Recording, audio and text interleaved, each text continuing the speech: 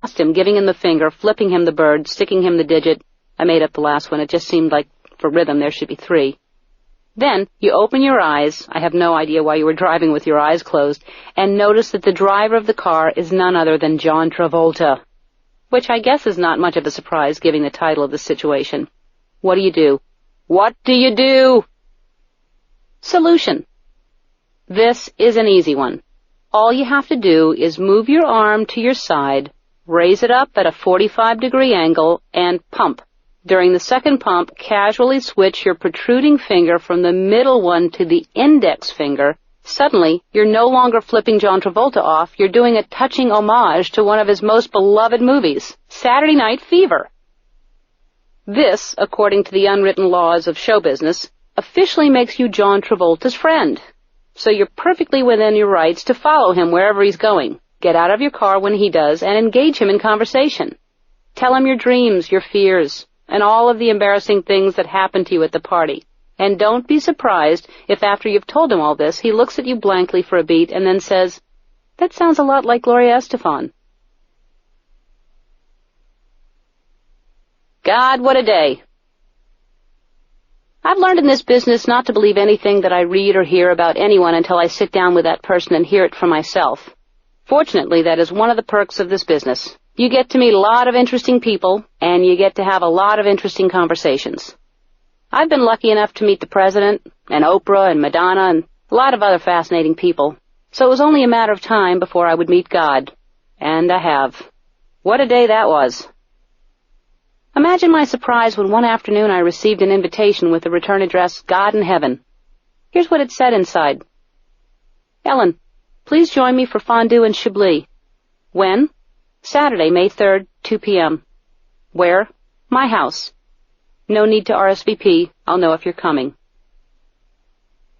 Now, normally I don't like Chablis, but this one was nice. It was dry with a peppery oak aftertaste, but I'm getting ahead of myself. I was nervous with anticipation for weeks. Finally, the big day arrived, and I made my way over to God's house. As I was pulling up, Jennifer Love Hewitt was just leaving. She's sweet. I was led into God's living room and told to wait. It was so bright in there. Let me tell you, every lamp was on. It was crazy, crazy bright. As I was sitting there, I started to think, I wonder what he dresses like. Does he wear that robe all the time? Like the Pope? I mean, he can't always wear the Pope outfit, can he? Once in a while, don't you think he throws on a pair of shorts and a tank and just, chills out? And then I started thinking, I wonder if I'm dressed appropriately to meet God. I don't know how you're supposed to dress. Then I realized the obvious. God'd see me naked. So I just took my clothes off. Anyway, I'm looking around the living room, and in front of me there's a coffee table with 2 magazines on it, Teen People and Guns and Ammo, and a poster of a kitten on the wall that says, Hang in there, baby. And then there were pictures of Jesus everywhere. You can't believe how many pictures of Jesus there were. Picture of Jesus on a pony with a cowboy hat. Picture of Jesus on the beach wearing a T-shirt that says, My parents created the universe and all I got was this lousy T-shirt. I started to get nervous. I'm going to meet God in just a minute. I thought, I don't even know how to greet God. I mean, do I shake hands or do I curtsy or bow? I mean, do we hug? I feel close enough to God to hug God, but you know how it is. A lot of people want to hug me. TV does that, but I don't want to hug a lot of these people. You got to be respectful.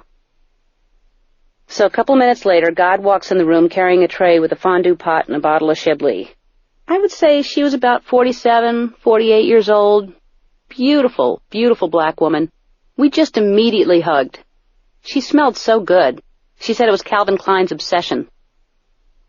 We sat down and started drinking the Chablis and talking about the weather and what was going to happen to it. I asked her a bunch of questions I was curious about. What's the hardest thing about being God? Trusting people, she said. You never know if people really like you or if it's just because you're God. And people always want something from you. They want money, then they want more money. That's what they always ask for. She told me nobody ever thanks her anymore. The only people that thank her are boxers and rappers. But she said she thinks it's a little odd that rappers are doing songs like Slap the Bitch Up the Ass, and the next thing out of their mouth is, I'd like to thank the Lord Almighty for this award. Praise Jesus. Nobody cares about the miracles anymore, she continued. The miracles just go by unnoticed. What was the last miracle? She started to cry, upset that I had to ask. It was the toilet that flushes automatically, she said, her eyes welling up with tears. Before that, it was the George Foreman grill. The fat just drips right off. Well, I guess it was the Chablis making me feel more relaxed or something, but I was loosened up enough to say, God, I have to admit, I really felt alone a lot.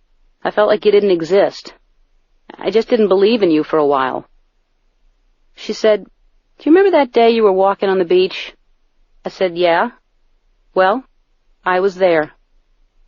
But there was just one set of footprints. She said, I was on your back. I thought I felt heavy that day. I thought it was water retention. No, she said, know that when you are bloated, I am there. That comforts me. I'm not going to bore you with everything. We talked about so many things. She told me the meaning of life, stuff like that. Suddenly, in the middle of our conversation, she got up and gently put her arms around me and said it was time for me to go. She had another visitor arriving at 3:30, God explained, and had to wash out the wine glasses and prepare more fondue. As I waved goodbye to her, I had such a feeling of inner peace and tranquility. I got into my car and noticed that Henry Winkler was walking up to God's door. He gave me a funny look, but it might have been because I was still stark naked. But who cares? I felt free, finally having a clear picture of just how precious life is and why we shouldn't let ourselves be strangled by doubt and fear. I also learned something just as valuable. If I could meet God, I thought, I could meet just about anyone or do just about anything. There's no reason to live a life of regret. If I really put my mind to it, if I truly believe, one day I could learn how to macrame. I can only pray. Gift exchange, or the art of believable acting. Author's note. Although I've specified the holidays in this chapter, you can apply this advice to all gift-giving and getting